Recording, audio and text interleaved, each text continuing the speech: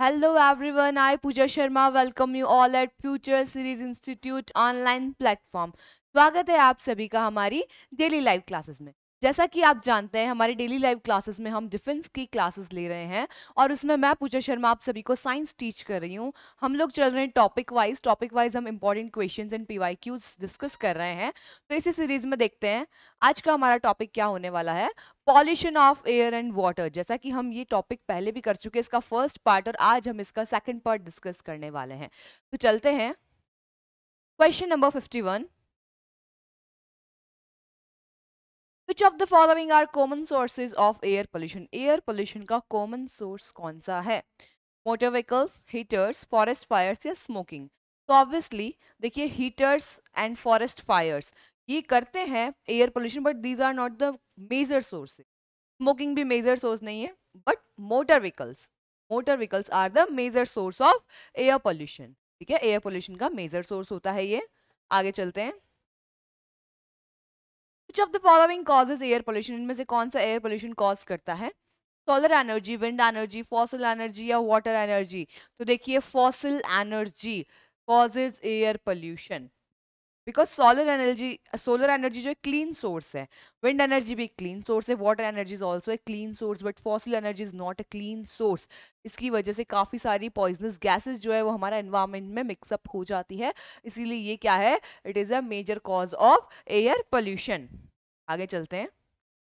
इन Delhi public transport use, Delhi के अंदर public transport में क्या यूज किया? इससे पहले जो हमने पार्ट किया था उसके अंदर हमने पढ़ा था कि सुप्रीम कोर्ट ने कौन सा फ्यूल यूज करने के लिए कहा था, तो वो कौन सा था? सीएनजी। इसीलिए दिल्ली के अंदर जो पब्लिक ट्रांसपोर्ट है वो सीएनजी का यूज करते हैं एज अ फ्यूल। ओके, वहां पे सीएनजी यूज किया जाता है। आगे चलते हैं। Select the way to control air pollution. Air pollution को कंट्रोल करने का क्या तरीका हो सकता है?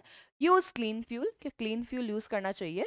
Using water, wind and sun energy, water, wind या सन एनर्जी यूज कर सकते हैं। Do not use chlorofluorocarbon, chlorofluorocarbon का यूज नहीं करना चाहिए। तो ये all of the above are the ways to control air pollution. इन सभी से एयर पोल्यूशन को कंट्रोल किया जा सकता है, क्योंकि क्लीन फ्यूल यूज करेंगे तो पोल्यूशन नहीं होगा। Water, wind and sun energy are clean fuels and chlorofluorocarbon का यूज नहीं करेंगे तो उससे एयर पोल्यूशन किया जा सकता है। ठीक है, आगे चलते हैं। Select the incorrect statement in the following. इनमें से कौन सा इनकरेक्ट है? Air pollution can be minimized by burning the fallen leaves and waste plastic products. Air pollution को कम किया जा सकता है by burning fallen leaves and waste plastic products. Waste plastic products अगर आप जलाएंगे तो उससे तो पॉल्यूशन ज़्यादा होता है, उसे मिनिमाइज नहीं किया जा सकता। ओके, देन देखिए air pollution can be minimized by encouraging car pooling. Yes. Air pollution can be minimized by planting more and more trees. Yes. Air pollution can be minimized by using public transport like buses and local trains. Yes, तो ये तीनों ही correct है। तो incorrect कौन सा हुआ? First one is incorrect, क्योंकि plastic के प्रोडक्ट्स को जलाएंगे तो उससे क्या होगा? हार्मफुल गैसेस एनवायरमेंट में। Okay, so A is the incorrect statement. Which of the following statement is incorrect? अब इनमें से कौन सा एक इनकरेक्ट स्टेटमेंट होगा? Acid rain is caused due to presence of amino acid in rain. Sorry, presence of acid in rain. Acid rain has no effect on aquatic life. Acid rain can be reduced by using clean fuels. Acid rain corrode water pipes. तो देखिए acid rain caused due to presence of acid in the rain. Correct है ये, acid होता है rain में तभी acid rain होती है। Acid rain has no effect on aquatic life. बिल्कुल होता है एक्वेटिक लाइफ पे, क्योंकि वो जो एसिड रेन है वो डायरेक्ट वाटर के साथ मिक्सअप होगी तो एक्वेटिक लाइफ को अफेक्ट करेगी। Acid rain can be reduce by using clean fuels. हाँ, क्लीन फ्यूल्स को यूज करेंगे तो हार्मफुल गैसेस कम निकलेगी, हार्मफुल गैसेस कम निकलेगी तो उससे पोल्यूशन और एसिड रेन दोनों ही कम होंगे। ओके, तो ये भी करेक्ट है। एसिड कॉरोड वाटर पाइप्स, एसिड जो है वाटर को कॉरोड कर देता है, वाटर पाइप्स को कॉरोड कर देता है, उस पर जंग लगा देता है। ओके, तो तीनों ही सही है, बट ये वाला क्या है? इनकरेक्ट है। So the correct option. Okay, चलते हैं आगे। How does acid rain affect the sculptural buildings? जो बिल्डिंग्स है, जो मॉन्यूमेंट्स है, उनके ऊपर इसका क्या हार्मफुल इफेक्ट होता है? जैसा कि इसका एग्जाम्पल आप देख सकते हैं, ताजमहल के ऊपर आपने देखा, ताजमहल जो है वो हल्का सा पीला पड़ गया है, किस वजह से? इसी वजह से। वो क्या वजह है? देखिए, रिएक्ट विथ मार्बल, बात करें एसिड रेन की, react with marble to form calcium silicate, decomposes marble to form Calcium sulfate gives a shiny powdery coating on the marble stones. Corroded marbles. तो देखिए मार्बल स्टोन्स कोरोड नहीं होते कभी भी, corrosion metals के अंदर होता है कि वह शाइनी पाउडरी कोटिंग, शाइनी तो नहीं हो गया, वो तो येलो हो गया, पेल हो गया, okay. React with marble to form calcium silicate या फिर कैल्शियम सल्फेट, तो देखिए सल्फ्यूरिक एसिड होता है वो। SO2 जो ज्यादा अमाउंट में प्रेजेंट है हमारे एनवायरमेंट में, वो वाटर के साथ कांटेक्ट में आते ही क्या करती है, वो सल्फ्यूरिक एसिड का फॉर्मेशन करती है। सल्फ्यूरिक एसिड जब मार्बल के साथ रिएक्ट करता है तो ये क्या बनाता है, कैल्शियम सल्फेट बनाता है। So B is the correct option. ठीक है, चलते हैं आगे। Which of the following is not a consequence of acid rain? Acid rain का consequence कौन सा नहीं है? Acid rain कौन सा नहीं होता है? Damage to plant and trees, damage to buildings and statues, damage to soil, damage to respiratory system. तो देखिए कौन सा इसका इफेक्ट नहीं है? Obviously plants and trees को डैमेज करेगा, ये प्लांट एंड को डैमेज करता है, बिल्डिंग्स एंड स्टेच्यूज को भी करता है, मॉन्यूमेंट्स की बात अभी हमने की, सॉइल को भी करता है, सॉइल की पीएच को कम कर देता है, बट रिस्पायरेटरी सिस्टम पे इसका कोई इफेक्ट नहीं, डायरेक्टली रेस्पिरेटरी सिस्टम अफेक्ट नहीं कर सकता है। So D is the correct option. Okay, आगे चलते हैं। Consider the following oxides of hydrogen, oxides of nitrogen and oxides of sulphur. Which of the above causes acid rain? कौन सा acid rain में पार्टिसिपेट करेगा? 1 and 2 only, 3 only, 2 and 3 only, या 1 2 3? ही कौन सा करेगा? देखिए हाइड्रोजन नहीं करता है, नाइट्रोजन के ऑक्साइड्स और सल्फर के ऑक्साइड्स दोनों ही करते हैं। सो 2 and 3 ओनली, दोनों ही एसिड कॉज करते हैं। Industries which contribute towards the formation of acid rain are, acid rain के फॉर्मेशन कौन सी इंडस्ट्रीज कंट्रीब्यूट कर रही हैं? Chemical plants, automobile industries, rubber processing, all of the above. तो देखिए सारे ही, इन सारों से ही क्या होता है, हार्मफुल गैसेस रिलीज होती है जिससे कि एसिड रेन हो सकती है। All of the above is the correct option है। आगे चलते हैं।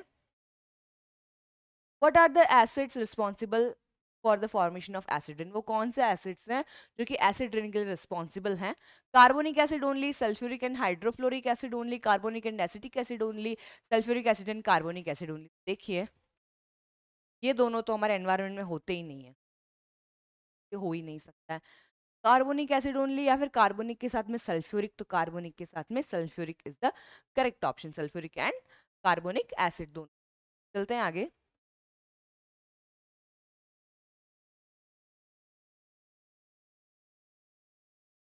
Corrosion of marble due to acid rain is known as, corrosion of marble, marble का कोरोजन होता है due to acid rain, is acid rain की वजह से उसे क्या कहते हैं? Acid cancer, marble cancer, lime cancer या कैल्शियम? देखिए इसे कहा जाता है मार्बल कैंसर। क्या कहा जाता है?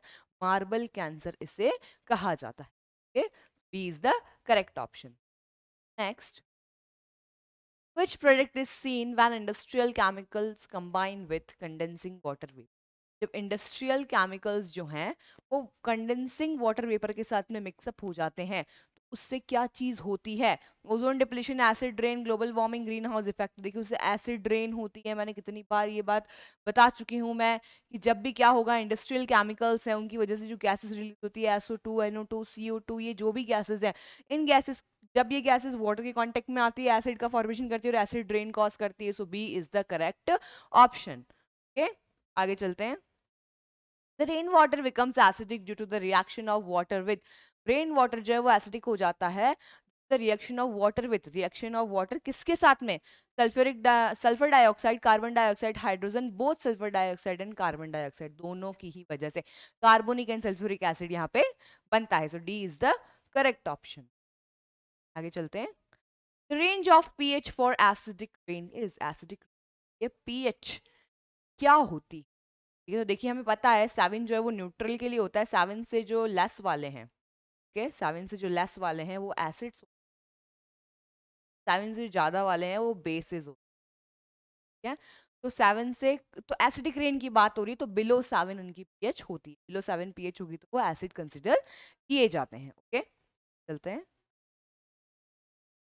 Yellowing of marble of Taj Mahal is caused by, देखिए बार क्वेश्चन रिपीट हो गया है कि येलोइंग ऑफ मार्बल जो है ताजमहल किसकी वजह से हुई है? स्मोक, सूट, आयरन या रेन? तो रेन की वजह से हुआ है, एसिड रेन ये हुआ है। ठीक है, नेक्स्ट, विच फ्यूल रिड्यूसेस एयर पोल्यूशन, में से कौन सा फ्यूल एयर पोल्यूशन रिड्यूस करेगा? CNG, petrol, LPG, both CNG and LPG. तो देखिए बोथ सीएनजी एंड एलपीजी है वो क्लीन फ्यूल्स होते हैं, बहुत ही रेयर, ये मतलब बहुत ही कम अमाउंट में अगर करेंगे भी पॉल्यूशन तो बहुत ही कम अमाउंट में, जो कि नेग्लिजिबल है, बाकी ये नहीं करते हैं। Okay, which of the following is not a pollutant, इनमें से कौन सा एक पॉल्यूटेंट नहीं है? CO2, NO2, H2O, SO2। CO2 जो है कार्बोनिक एसिड बनाएगा, NO2 नाइट्रिक एसिड बनाएगा, SO2 सल्फ्यूरिक एसिड बनाएगा, लेकिन H2O एक पॉल्यूटेंट नहीं है। सी इज द करेक्ट ऑप्शन। चलते हैं आगे। What happens when the concentration of greenhouse gases increases in the atmosphere? क्या होगा जब green house gases concentration atmosphere में ज्यादा हो जाए? Less heat is trapped near Earth's surface. More heat is trapped near Earth's surface. No heat is trapped near Earth's surface. Heat is radiated from the Earth. देखिए, more heat is trapped near earth surface, earth surface के पास में ज्यादा heat जो है वो trap हो जाएगी। Concentration green house gases की बढ़ेगी तो वो क्या करती है, हीट को ज्यादा ट्रैप करती है, इसीलिए ट्रैपिंग हीट जो है, जो हीट ट्रैप हुई है वो इंक्रीज हो जाती है। So B is the correct option. आगे चलते हैं।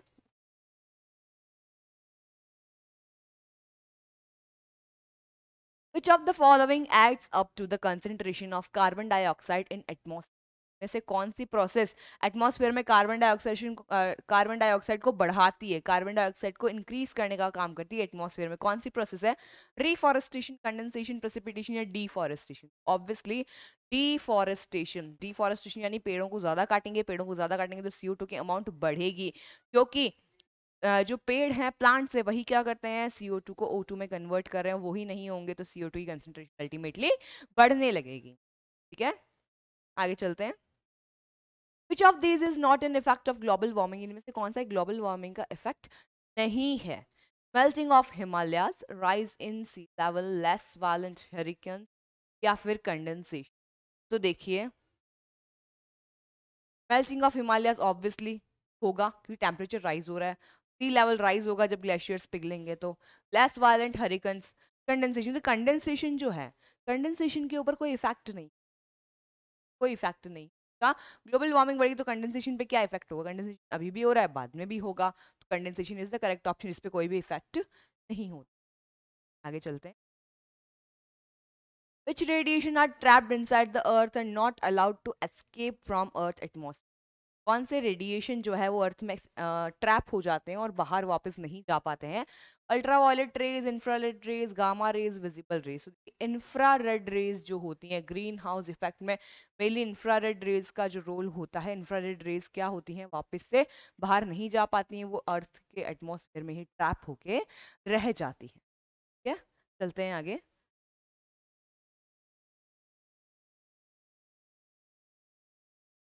Which of the following is not a pollutant, कौन सा एक पॉल्यूटेंट नहीं है? हॉट वाटर, गार्बेज, फर्टिलाइजर्स या ऑक्सीजन? तो देखिए, गार्बेज कचरा ऑब्वियसली पॉल्यूटेंट है, फर्टिलाइजर्स भी पॉल्यूशन करते हैं, ऑक्सीजन एंड हॉट वाटर की बात आती है तो ऑक्सीजन जो है, कई बार ऑक्सीजन भी पॉल्यूशन कॉज कर देता है, लेकिन हॉट वाटर पॉल्यूशन कॉज नहीं करता है। सो ए इज द करेक्ट ऑप्शन, ये पॉल्यूशन कॉज नहीं करेगा। आगे चलते हैं। वन महोत्सव is celebrated in month of, तो देखिए वन महोत्सव जो है वो जुलाई के मंथ में, okay, Van Mahotsav celebrated in month of July. Okay, चलते हैं आगे। Coal gas, coke and coal are, coal gas, coke and coal, ये सब क्या है? Responsible for ozone depletion, ozone depletion के लिए रिस्पॉन्सिबल है। फॉसिल फ्यूल्स हैं ये सब। कॉजेज ऑफ डिफॉरेस्टेशन, डिफॉरेस्टेशन के कॉज है, रिस्पॉन्सिबल फॉर बायोगैस फॉर्मेशन। देखिए ये सभी क्या है, ये सभी फॉसिल फ्यूल, ये सभी क्या है, फॉसिल फ्यूल। ठीक है, coal gas, coke and coal are fossil. आगे चलते हैं।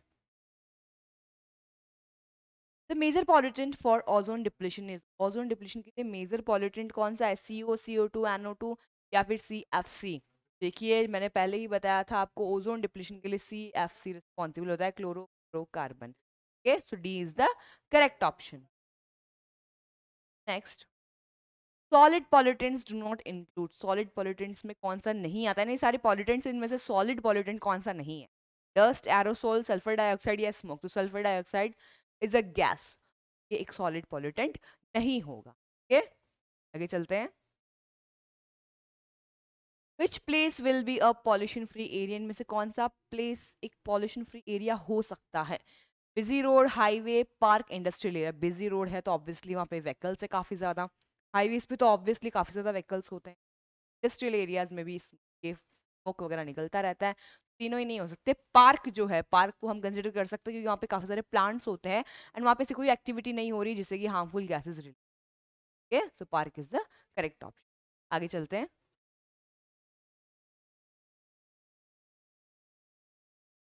Which of the following is not a greenhouse gas, इनमें से कौन सी ग्रीन हाउस गैस नहीं है? हाउस गैस कौन सी है? Methane, water vapour, carbon dioxide या ऑक्सीजन। तो देखिए ग्रीन हाउस गैस मिथेन भी होती है, वाटर वेपर भी है कुछ अमाउंट में, और कार्बन डाइऑक्साइड तो ऑब्वियसली होती है, but oxygen not a greenhouse gas. तो oxygen the correct option, it is house gas. चलते हैं आगे। Which of the following is the main cause of global warming, इनमें से कौन सा ग्लोबल वार्मिंग का मेन कॉज है? Decreasing levels of CO2, increasing levels of CO2, decreasing level of NO2, decreasing level of O2। कौन सा main source है global warming का? तो देखिए इंक्रीजिंग एक ही जगह पे आ रहा है, वो भी CO2 की, इंक्रीजिंग की एक ही जगह पे, वो भी CO2 की, तो ऑब्वियसली यही ग्लोबल वार्मिंग कॉज करता है। तो B is the correct option. आगे चलते हैं। Combustion of coal and petroleum products releases, जब कोल और पेट्रोलियम का कंबशन होता है, कंबशन के अंदर क्या रिलीज होगा? NaO, CO2, MgO, P2O5, तो CO2। Coal and petroleum are fossil fuels, इनकी बर्निंग से CO2 जो है वो रिलीज होती है। CO2 is the correct option. चलते हैं आगे।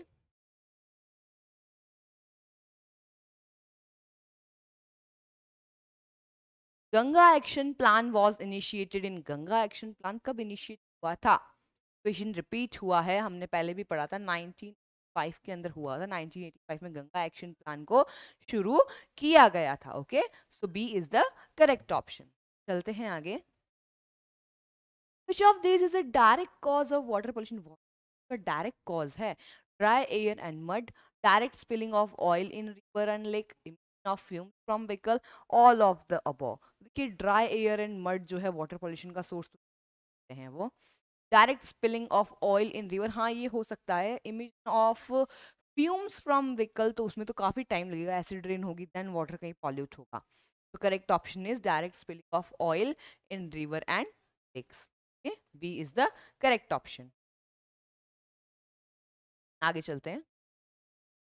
Which of the following region does not lie along river Ganga, river Ganga के किनारे पे इनमें से कौन सा नहीं है? तो देखिए कानपुर, यस ये है, वाराणसी भी है, पटना भी है, लेकिन कोची इसके कॉस्ट पे नहीं आता है, कोची गंगा के किनारे पर नहीं। तो Kochi is the correct option, ये गंगा किनारे पर पाया नहीं जाता है। Now which of the following is the major source of mercury entering the water body, जो मरकरी वाटर बॉडीज के अंदर जा रही है उसका मेजर सोर्स कौन सा है? मरकरी किस सोर्स से जा रही है? फर्टिलाइजर्स, इंडस्ट्रियल वेस्ट, इंसेक्टिसाइड्स या फिर इग्निशन ऑफ वेपन्स। इसका मेन कॉज है इग्निशन ऑफ वेपन्स, क्योंकि वेपन्स के अंदर ही क्या है? मरकरी पाया जाता है, मरकरी ऑक्साइड वेपन्स के अंदर ही पाए जाते हैं, इसलिए ignition of weapon is the main source. Okay, आगे चलते हैं। Which of the following statement is incorrect, इनमें से कौन सा एक इनकरेक्ट स्टेटमेंट है? Discharge of domestic sewage into water bodies make water unfit for bathing, हाँ सही है ये तो। Discharge of treated industrial waste into water bodies make water fit for bathing, हाँ ये भी है। Discharge of pesticide into water bodies make water rich in nutrients and fit for drinking, नहीं ऐसा तो नहीं, पेस्टिसाइड्स की वजह से तो पॉल्यूट होता है। Discharge of mercury into water bodies make it unfit for drinking, yes. एक ही इनकरेक्ट है, कौन सा है? सी वाला इनकरेक्ट है, तो C is the correct option. Okay, आगे चलते हैं। Select the cause of water pollution, water pollution का कॉज कौन सा है? Washing cloth, washing animal, industrial waste, सारे ही वाटर पोल्यूशन कॉज करते हैं, so all of the above are causes of water pollution. ठीक है, next. Which of the following causes health impact due to water pollution, इनमें से किस वजह से वाटर मतलब किसका वाटर पोल्यूशन की वजह से हमारे हेल्थ पे क्या इम्पैक्ट आ रहा है। ये कौन सा है, देखिए cholera, asthma, skin rash, respiratory problems. देखिए रेस्पिरेटरी प्रॉब्लम तो नहीं हो सकता है, ठीक है, रेस्पिरेटरी प्रॉब्लम नहीं। और रेस्पिरेटरी प्रॉब्लम क्यों नहीं होगा, क्योंकि वाटर पोल्यूशन की बात करें तो वाटर पोल्यूशन हमारे रेस्पिरेटरी सिस्टम का कोई लेना देना नहीं है। स्किन रैश एंड अस्थमा ये भी नहीं होगा, बट कॉलेरा होगा। कॉलेरा जो है पानी से ही फैलता है। Cholera is the correct option. ठीक है, चलते हैं। Which of the following is not a major contributor to excess sediments in waterways? Waterways के अंदर एक्सेसिव सेडिमेंट्स के मेजर कंट्रीब्यूटर नहीं है। सेडिमेंट्स जाते हैं जो हाईवे कंस्ट्रक्शन होगा तो ऑब्वियसली सेडिमेंट्स जाएंगे, सिवेज इफ्लुएंस से जाएंगे, एग्रीकल्चर से नहीं जाएंगे, माइनिंग से जाएंगे। Agriculture the correct option, agriculture से भी सेडिमेंट्स नहीं जाएंगे। In water bodies excessive amount of chemical cause in of, जब भी वाटर बॉडीज पोल्यूट हो जाती है तो वहां पे एल्गी ग्रो करने लगती है। जब भी वाटर बॉडीज पोल्यूट होगी तो वहां पे एल्गी की ग्रोथ एक्सेसिव हो जाती है, तो algae is a indicator of water pollution. So correct option is algae. Algae की ग्रोथ बढ़ जाएगी जब excessive amount of chemicals water के अंदर रिलीज किए जाएंगे। ठीक है, आगे चलते हैं। Which of the following is an indicator of pollution of water bodies? Water body में जो pollution होता है उसका indicator कौन है? Level of oxygen, presence of algae, presence of decomposer bacteria present in the feces of mammals living in water.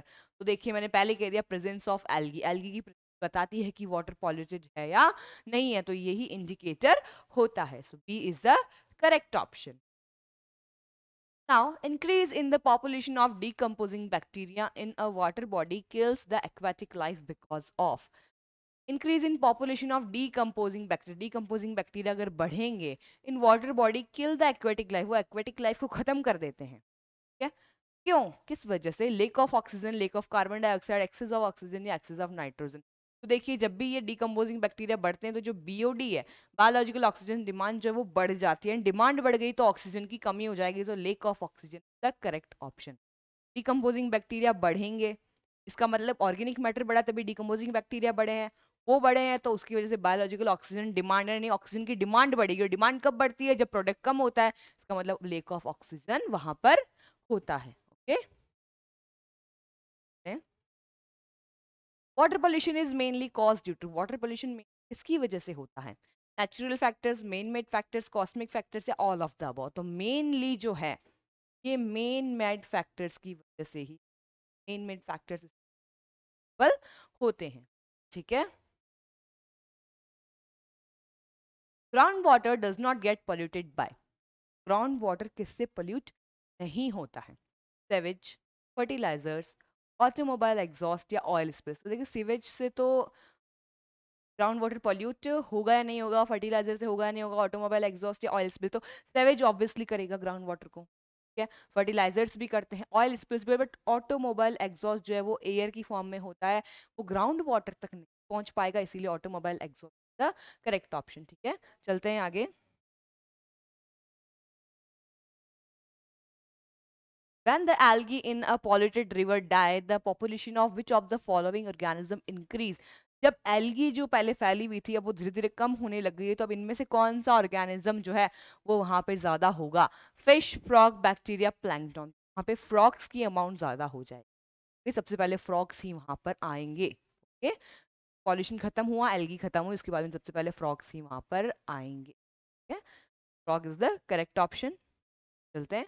The main nutrients present in fertilizers are nitrogen, phosphorus and, तो मैंने ये आपको बताया था, NPK fertilizer, N for nitrogen, P for phosphorus and K for potassium. So N means nitrogen, P for phosphorus and K for potassium. Potassium the correct option. NPK is a fertilizer. क्या ये याद रखना है आपको? Now algae are small macroscopic plants that typically produce their own food through. Algae जो है हमें पता है कि एल्गी वाटर में रहती है, यूनिसेलुलर भी हो सकती है, मल्टी सेलुलर भी हो सकती है, बट इन्हें हम कहते हैं स्मॉल प्लांट्स भी, इन्हें हम कहते हैं, इट मींस इनमें फोटोसिंथेसिस होता है। में क्या होता है? फोटोसिंथेसिस होता है। सो photosynthesis is the correct option. ये अपना फूड बना सकती है फोटोसिंथेसिस प्रोसेस के थ्रू। ठीक है, नेक्स्ट देखते हैं। Which of the following statement is correct? इनमें से कौन सा स्टेटमेंट करेक्ट है? Excessive use of pesticide pollute the ground water. जो एक्सेसिव यूज है पेस्टिसाइड्स का, ये ग्राउंड वाटर को पल्यूट करता है, हाँ करता है। Excessive use of fertilizer purify the ground water. Fertilizer के ज्यादा यूज से तो जो ग्राउंड वाटर है वो पल्यूट होता है, प्योरीफाई नहीं होता है। Aquatic life grows in the presence of excess fertilizers in the water. बिल्कुल नहीं, अगर एक्सेसिव फर्टिलाइजर वाटर में चले जाएंगे तो जो एक्वेटिक लाइफ है वो ग्रो कर ही नहीं पाएगी, सो ये भी गलत है। Washing away of fertilizers into water bodies is called bleaching and excessive use of pesticide pollute ground water। तो देखिए पेस्टिसाइड्स का जो एक्सेसिव यूज है ये ग्राउंड वाटर तक तो नहीं पहुंचेगा, ये लेक्स या फिर रिवर्स को पॉल्यूट कर सकता है बट ग्राउंड वाटर को नहीं कर सकता है। तो हमारे पास में बचता है एक ही option, washing away of fertilisers into water bodies is called bleaching कहा जाता है। ठीक है, आगे चलते हैं। Which among the following is a major water pollutant leading to the death of animals? कौन सा एक मेजर वाटर पोल्यूटेंट है जो कि एक्वेटिक स्पीशीज की डेथ भी कर सकता है? Pesticides and fertilizers, river water dumped into sea, chlorine या अनट्रीटेड डोमेस्टिक। देखिए इसमें से पेस्टिसाइड एंड फर्टिलाइजर्स जो होते हैं इनमें काफी ज्यादा अमाउंट के अंदर केमिकल्स होते हैं जो कि यहाँ पे डेथ कॉज कर सकते हैं aquatic. A is the correct option. ठीक है, आगे चलते हैं। The pond looks green due to excessive growth of। Ponds green colour के क्यों नजर आते हैं? किसकी ग्रोथ ज्यादा हो जाती है वहां पे? फंजाई, एल्गी, बैक्टीरिया या पैथोजेंस? तो देखिए algae, algae looks green, green होती है, ठीक है, ग्रीन होगी। और वो क्या, जब भी पॉल्यूशन कॉज होता है, ठीक है, वाटर पॉल्यूशन, एल्गी की ग्रोथ बढ़ जाती है और एल्गी जो है उसकी वजह से वाटर जो है वो ग्रीन दिखाई देता है। So correct option is algae. ठीक है, तो यहाँ पे ये वाला पार्ट भी हमारा कंप्लीट होता है। इसमें भी हमने काफ़ी सारे क्वेश्चंस देखे एयर एंड वाटर पॉल्यूशन से रिलेटेड। इसका एक थर्ड पार्ट और है जो भी मैं आपके साथ बहुत जल्द डिस्कस करने वाली हूँ। बने रहिए हमारे साथ, पढ़ते रहिए, मिलते हैं नेक्स्ट क्लास में। जय हिंद।